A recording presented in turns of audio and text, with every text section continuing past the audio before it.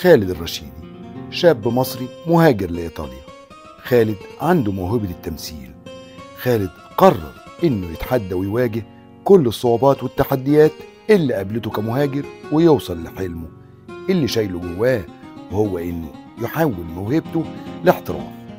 وفعلا نجح خالد وتفوق على نفسه وفرض نفسه كنجم على الشاشة الصغيرة في بلد الفن إيطاليا، وحجز لنفسه مكان بين عمالقة فن التمثيل التلفزيوني الإيطالي بمشاركته كأحد أبطال مسلسل المهاجر السري، واللي بيتذاع على التلفزيون الرسمي الإيطالي راي أونو. خالد نموذج لنجاح المهاجرين في إيطاليا، وواحد من ورودنا العربية اللي بتتفتح في بساتين.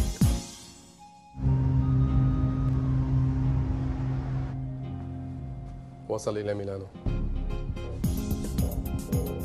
أمتى؟ في الليلة الماضية. يريد التحدث في موضوع التبادل، وينتظر رجلك الليلة في 11. دزلا حمد.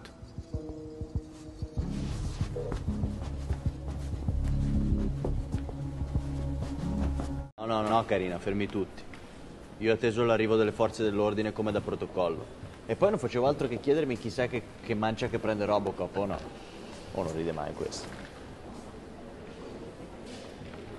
Può seguirmi di sopra? All'Assad vorrebbe parlarle.